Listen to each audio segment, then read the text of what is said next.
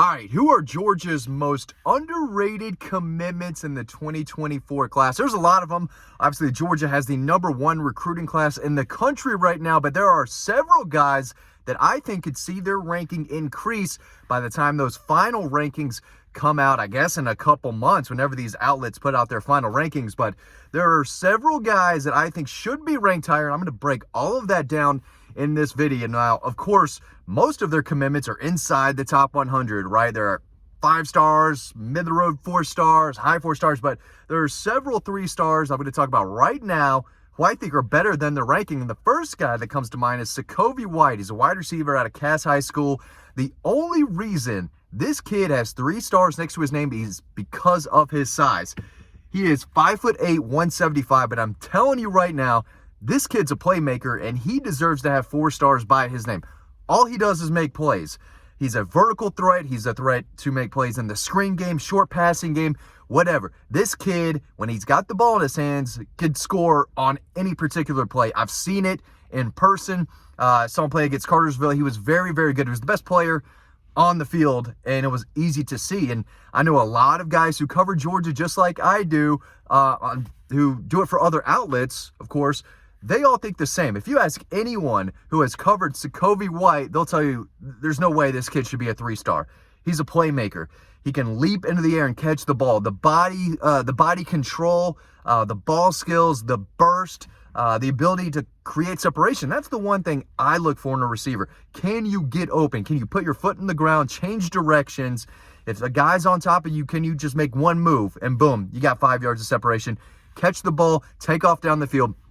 He does all that. I love everything about Sekovie White. If he were an inch or 2 taller and maybe 10 pounds heavier, he's a 4-star all day. I know Georgia's had a little bit of trouble adding wide receivers in this recruiting class, but Sekovie White's a good one. I think he has the potential to make a lot of plays in Athens. Another guy, Quintavious Johnson.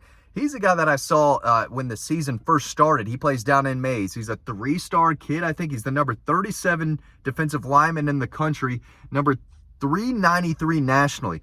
Listen, this kid can run like a deer at 6'4", 255, can play both sides of the ball at Mays. He's a defensive lineman, but he also plays running back for them. And in that August heat, I saw him make a lot of plays along the defensive line. He was making plays in the backfield. He was closing those run lanes, was getting after the quarterback. It was impressive. And then the next week, he goes out, does the same thing, and runs for over 100 yards, including a 50-yard touchdown run. This kid can move, and I don't know why he's kind of ranked there. He just didn't go to camps. He was kind of late in the process, but Georgia knew who he was when he was a 3-star, and they pushed for his commitment, and they landed it. I'm telling you right now, the Georgia staff thinks he's a lot better than his 3-star ranking. Real quick, I meant to say about Sekovie White before I move on to other guys. Sekovie White's the number 88 wide receiver in the country. Blows my mind. That's crazy. There's no way. This is a very talented wide receiver class across the country. There are not 87 wide receivers better than Sekovie White. Just ridiculous. Moving on, Quintavious Johnson should probably also be a 4-star. Not because he's committed to Georgia. I'm not trying to be biased, because I've seen him play, and he runs really well, and he's physical, and he has a high ceiling at 6'4.5", 255, kick and play. Marquise Easley, big offensive interior guy. He's versatile out of Illinois. I remember when he committed to Georgia, I'll turn on that film, man. It's hard to find guys at 340, 345, play out in space the way this guy does.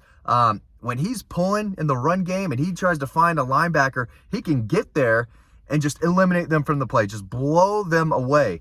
And it's tough for big guys to do that because these linebackers are so athletic now. And so they can kind of maneuver their way around these big offensive tackles trying to get to the second level and make a play. Marquise Easley is a dude. He is a big guy, 6'5", 345. He's the number 12 ranked interior lineman in the country, which I can see that. I'm right there with that, 8 to 12 range, something like that, 8 to 15. He's in that range as far as interior linemen go, but 210 nationally?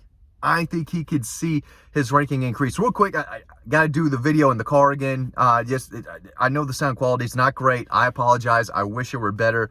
I'll be in the new house that's being built early January. I'm going to have the sickest setup. Audio is going to be great. I promise I'm going to stop doing these in the car eventually.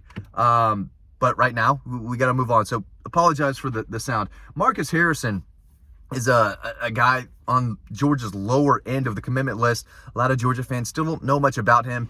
He's just a mauler. He plays in New York. He might be one of he is one of Georgia's biggest commitments as far as size go. Dude's almost 6'8". He's like 6'7 and a half. 335 is the number 21 offensive tackle prospect in the country. Good footwork, and go watch his film. He's just putting guys on the ground every play. He's just putting them on the ground easily. Now, he doesn't play against the best competition up there in New York, right? So I'm not sure he'd be doing this consistently if he played in Gwinnett County or 7A ball in Georgia, right? But, I mean, right now he's just destroying kids left and right. I mean, he's just dominating everyone that's in front of him every single play. He's got size. He moves well. And, again, he's a high ceiling guy. I know Stacy Searles really likes the potential that he brings. He thinks he can continue to coach him up.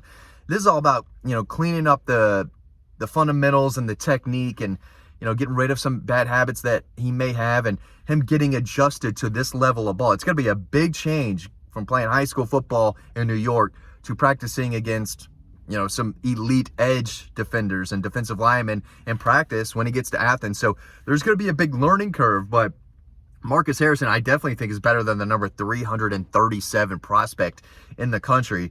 I don't know if his ranking is going to increase, but it wouldn't surprise me at all. That's a big kid who has not even scratched the surface of his potential.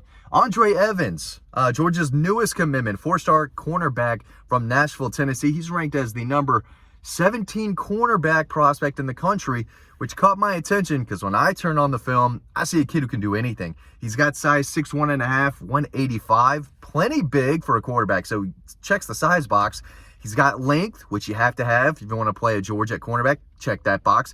And he can run, stays with guys. He does a good job of turning his head around when he's in position and he's in good coverage. He's not just going to run into the receiver and have a flag thrown, at least not at the level he's at now. He does a good job of being right in that, wide receiver's hip. And then down the field, he's going to turn around and look for the ball. And he's going to win. He's going to get that ball 9 times out of 10 going against the guys he's been going against in Nashville, Tennessee. But I think he's fundamentally sound. I think he's got size, length. He can run, and he plays receiver. He's got great hands. So when I'm looking at his film, I'm thinking, man, there's 16 cornerbacks better than this kid in the country. I'm not sure I'm seeing the flaw with this kid. He does a little bit of everything, and he can play wide receiver, and he's an athlete, big-time athlete who's only going to get better, and I think he's already showing, the quick footwork, the hips, the ability to turn around and make a play on the ball, the size. He's impressive. And Georgia went and they needed more defensive backs and they flipped him away from LSU. He's the number 17 cornerback prospect of the country, which I think I could see that, him increasing there. And number 135 nationally, which that seems about right. I'm not sure he's a top 100 guy, but I think he's around there. He's a guy I still need to do a little more research on, but everything I've heard, people love this kid. The staff is very, very high on him, and he checks a lot of boxes that I think you need to play cornerback. But so he's a guy to know. And of course, Ryan Puglisi, a guy that I told everyone about very early on. If y'all consistently watch these videos and watch me tell you about recruiting and y'all watch this channel, you knew about Ryan Puglisi before anyone. We've had exclusive highlights that you're only going to watch over on Dog Post. We are very connected up there, and we were able to be on top of when he got the Georgia offer, when he was committing. We're up to date on all of it. He is really, really good. The ball zips out of his hands. He doesn't play against the best competition, right? He's a New England kid. He's Connecticut. But the arm talent's there. The mobility is there. The kid can run. Ranked as the number 10 quarterback in the country. I get that. I'd probably put him between 8 and 12, I think is where he fits. No problem where he is related to the quarterbacks. But 147 nationally, I think it could be better than that. I think this kid could absolutely win the job. Dylan Raiola is not going to walk into Athens and take that job from Ryan Puglisi. Ryan Puglisi he thinks he's going to win that job. He thinks he's going to be the starting quarterback at Georgia. That's why he stayed committed when Dylan Raiola jumped on board, and he was the big deal, the 5-star. And Dylan Raiola is very good. I've seen him multiple times this year. Very high on him, and I get why he's a 5-star. But Ryan Puglisi, this kid's not coming to sit on the bench, man. He's ready to throw. He throws a beautiful, catchable, deep ball, but the short to intermediate stuff, the ball's coming out. He's got a quick release. he's very accurate, and he's a better runner than Dylan Raiola too. I think Ryan Puglisi is very, very good. And even if it doesn't work out at Georgia and he doesn't win the job, this is a guy who I think could hit the transfer portal and have a chance to play really well anywhere else. But he's coming to Georgia to win the job, and I think he's going to push for it. There's no doubt about it. I think he's better than people think, and I think that his ranking at 147 could increase by the time the final rankings come around. So that's what I think. Again, sorry about the audio. You just got to roll with it. But thanks for watching these videos. Really, really appreciate it. Hope y'all are having a great day, enjoying some college football, and hope to see you over on Dog Post.